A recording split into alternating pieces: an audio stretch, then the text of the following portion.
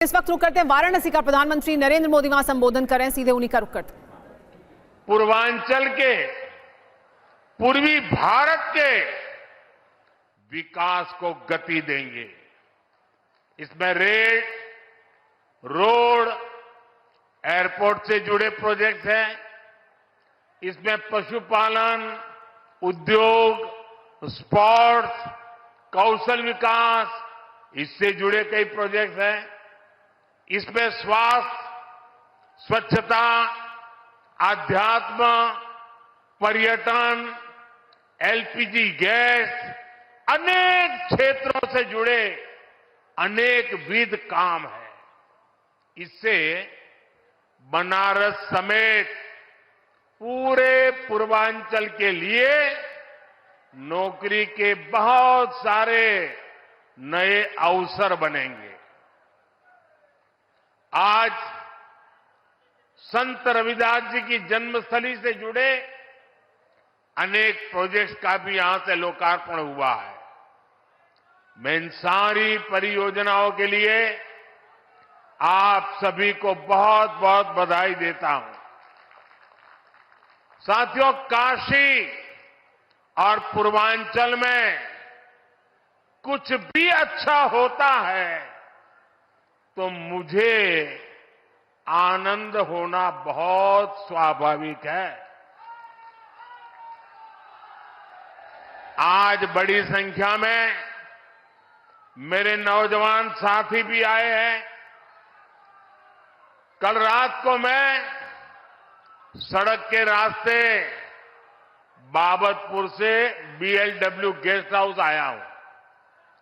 कुछ महीने पहले जब मैं बनारस आया था तो फुलवरिया फ्लाईओवर का लोकार्पण करके गया था। बनारस में ये फ्लाईओवर कितना बड़ा वरदान बना है, ये साफ दिखाई देता है। पहले अगर किसी को बीएलडब्ल्यू से बाबतपुर जाना होता था तो लगभग 2-3 घंटा पहले घर से निकल जाते थे।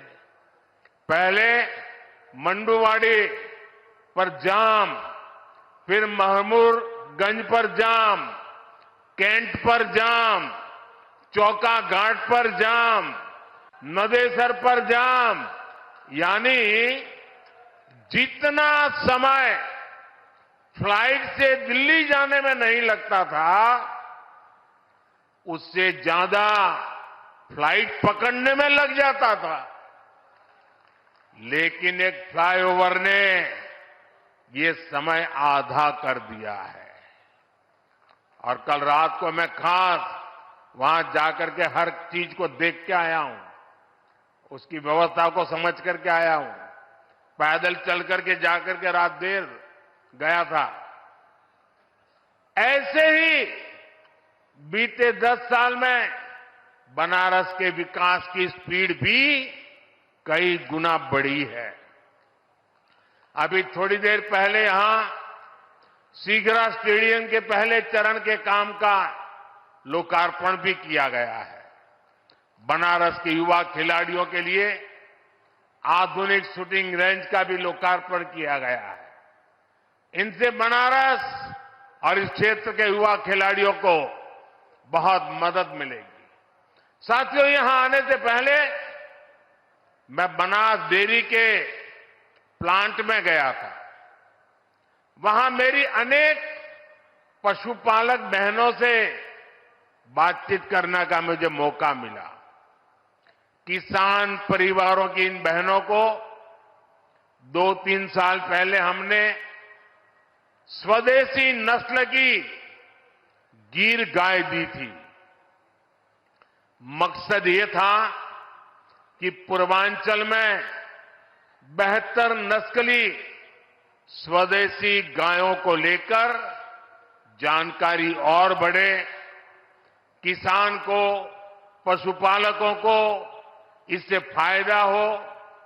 मुझे बताया गया है कि आज यहां गिर गायों की संख्या लगभग 350 के करीब तक पहुंच चुकी है। संवाद के दौरान हमारी बहनों ने मुझे ये भी बताया कि पहले जहां सामान्य गाय से 5 लीटर दूध मिलता था, अब गिर गाय 15 लीटर तक दूध देती है। मुझे ये भी बताया गया, एक परिवार में तो ऐसा संभाला है कि एक गाय तो 20 लीटर तक दूध देने लग गई है।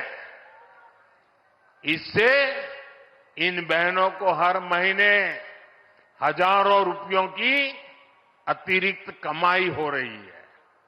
इसके कारण हमारी ये बहनें, वे भी लखपति दीदी भी बन रही है।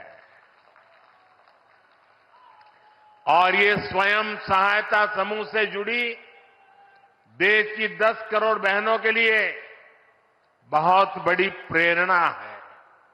साथियों, बनास डेयरी प्लांट का शिलान्यास मैंने 2 वर्ष पहले किया था। तब मैंने वाराणसी सहित पूर्वांचल के तमाम पशुपालकों को, गोपालकों को इस प्रोजेक्ट को तेजी से पूरा करने की गारंटी दी थी। आज मोदी की गारंटी आपके सामने है और इसलिए तो लोग कहते हैं मोदी की गारंटी यानी गारंटी पूरा होने की गारंटी। सही निवेश से रोजगार के अवसर कैसे पैदा होते हैं, बनास डेयरी इसका उत्तम उदाहरण है। अभी बनास डेयरी वाराणसी, मिर्जापुर, गाजीपुर, रायबरेली इन जिलों के पशुपालकों से लगभग 2 लाख लीटर दूध इकट्ठा कर रही है। इस प्लांट के चालू होने से अब बलिया, चंदौली, प्रयागराज, जौनपुर और दूसरे जिलों के लाखों पशुपालकों को भी लाभ होगा। इस परियोजना से वाराणसी, जौनपुर, चंदौली, गाजीपुर, आजमगढ़ जिलों के 1000 से ज्यादा गांवों में दुग्ध मंडियां बनेगी। पशुपालकों का ज्यादा दूध ज्यादा कीमत पर बिकेगा तो हर किसान पशुपालक परिवार को ज्यादा कमाई होना तय है। ये प्लांट किसानों, पशुपालकों को बेहतर पशुओं की नस्ल और बेहतर चारे को लेकर भी जागरूक करेगा, प्रशिक्षित करेगा। साथियों, इतना ही नहीं, ये बनास काशी संकुल रोजगार के भी हजारों नए अवसर बनाएगा, अलग अलग कामों में रोजगार बनाएगा।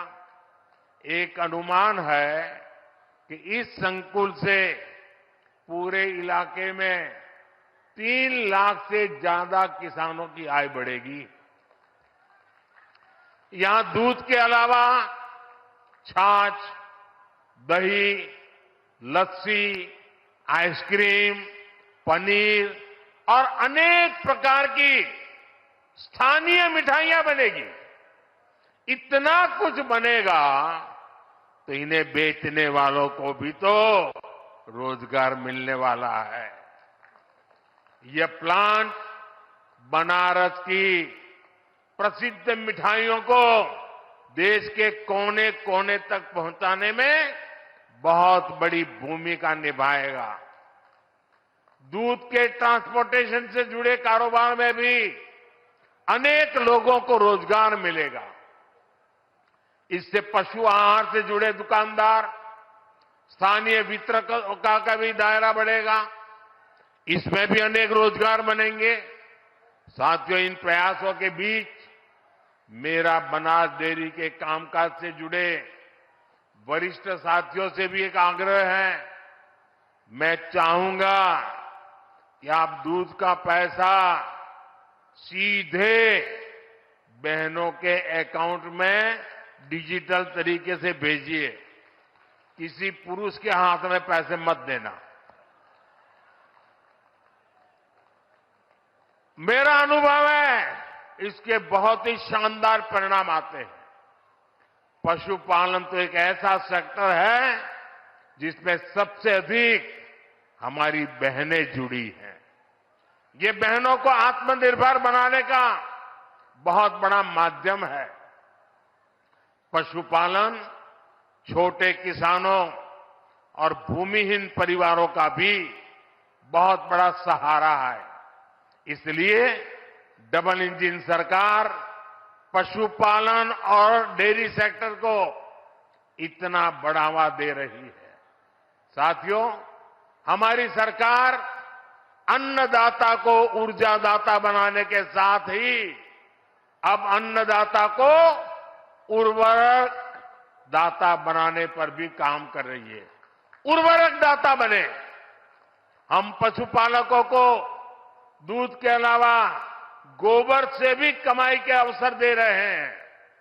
हमारे जो ये डेयरी प्लांट है, इनमें गोबर से बायो सीएनजी बने और इस प्रक्रिया में जो जैविक खाद है वो कम दाम पर किसानों को मिले, इस पर काम हो रहा है।